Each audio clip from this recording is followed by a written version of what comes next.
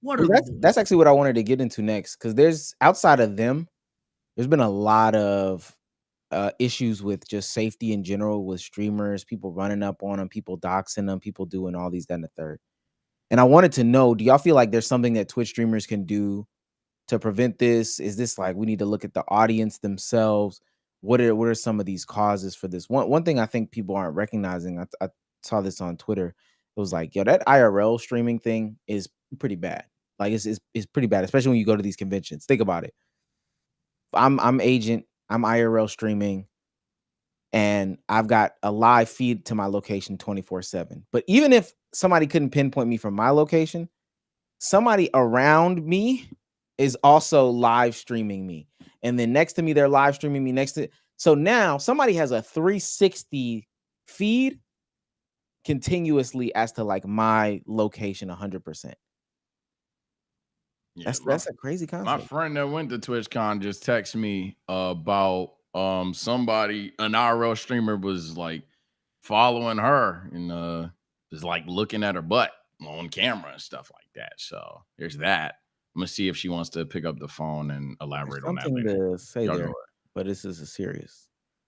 Jesus Wait, Christ. the IRL Why? streamer was following her? Yeah, Just stream. Oh, hold on. Let me see if she pick up. Y'all go. Y'all keep going. I'll let you know. But oh, you're disgusting. they All said right, that's a part of it. They say that's a part of it too, though. Like, so I'm really asking, like, is this like a chicken and egg thing? How can we solve this safety issue? Like, how can we Well, do? people aren't really gonna stop IRL streaming, especially now. Someone's gonna do it. There may be shifts and ebbs and flows. IRL streaming is not gonna go anywhere. I do think the one thing that is an actionable thing that we can do to solve this is, unfortunately, I forgot who told us this, but limit the access to the creators, which is unfortunate. I think it was Tevin, because like that's the beauty of these conventions, is the access to the creators. And that's why like old DreamCon was very Popular. like popular. Like he loves old DreamCon, but like I think as time passes by, because of the safety concerns, you are going to have to limit the access between the creators and their fans. Like that's just what it is, which is unfortunate because that's the whole appeal of going to these events.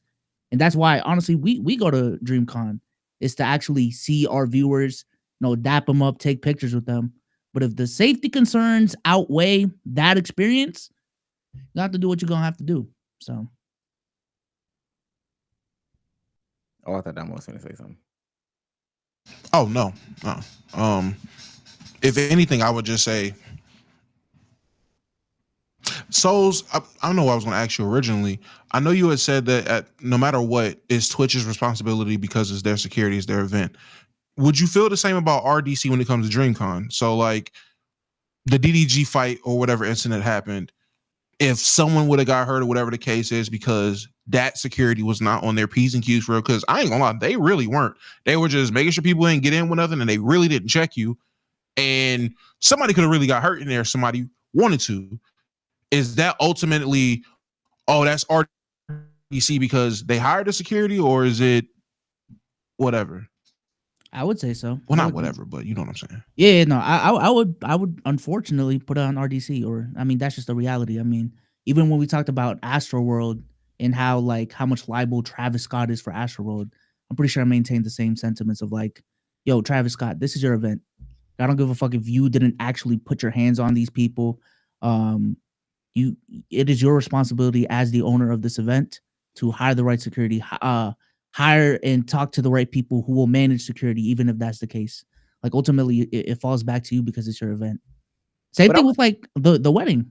Like Gotcha. if y'all came to the wedding and something happened to y'all, I think legally it is actually on me. it is. It's on me. So I'm gonna keep it 100 with y'all though. Like, and I know this is like, there's so many other things that I believe are before this specific point, but a point in this conversation is, um, like what is allowed up until that moment, that specific moment, the nature of the stuff that you have to say.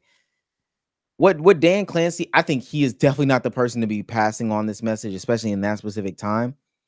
But some of the stuff that's allowed in the IRL stuff makes it to where, like, once you, or I'm sorry, on the online stuff makes it to when you get IRL, some of these things are okay. And that's why like the clip farmers are getting hit with a lot of this nonsensical stuff. One of the chief complaints that people had was like, yo, people are just running up on us, throwing cameras in our faces. From their POV, you are running up on others, throwing cameras in their faces, thinking that this is okay. Now, with that being said, the streamer can do things to sway audiences or whatever, but Twitch itself allows a lot of stuff to happen. Twitch in and of itself allows a lot of stuff to happen, and that cannot go like understated. This stuff don't happen at DreamCon. Like the amount of harassment claims, the amount of touching on content creators inappropriately and unwarranted, that's a massive amount at TwitchCon as opposed to DreamCon and any other convention I've ever heard of. And I don't know if that's like I do want to provide some pushback. Isn't on the badge, doesn't it say like cosplay isn't was it like a warrant to cosplay isn't touch consent. and yeah. And I think that that's true, but I don't think it's a situation where it's to the level still. Granted, something might have happened and that's their proactive approach.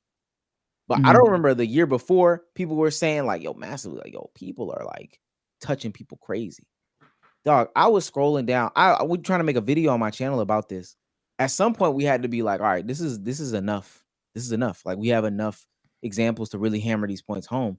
It got to 60 examples or whatever of people saying, yo, this thing happened to me. And these are people with platforms that we could find. That's not normal. That's not a normal thing, bro. Yeah. That's tough. I ain't gonna lie. It's just very tough. It's just crazy to me. The concept that these people are filling up the room, but you ain't gonna care about the people filling up the room.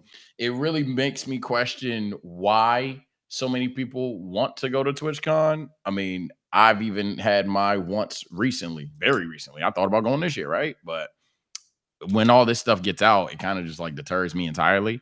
I could break the fourth wall and tell you why some people still go to spite these things, but it's just a matter of like, I don't know, man. There's some things I'm just not with it. I'm not with it. I ain't going. It just kind of annoys me that like platforms like Kick and Rumble existed because they thought Twitch was too strict. They were too safe. They were too PC. They were too this, that, and the third. When I swear, in reality, furthest thing away from the actual truth. Actually not strict enough. But if I tell someone that, oh, freedom of speech, oh my God, shut up, bro. Jesus fuck. But yeah, I mean that's just my whole thing with Twitch. Like, if you really think about it, the amount of things that you can get away, that's the reason why a lot of your favorite Twitch streamers still stream on Twitch, is because even just from a content perspective, there are things they can get away with streaming on Twitch that they can't get away with streaming on YouTube. Like that alone, full stop, is the reason why your favorite creator streams on Twitch. And then they just worry about the repurposing and the editing afterwards when they put it on YouTube. But the actual streaming of things live, you get away with a lot on Twitch.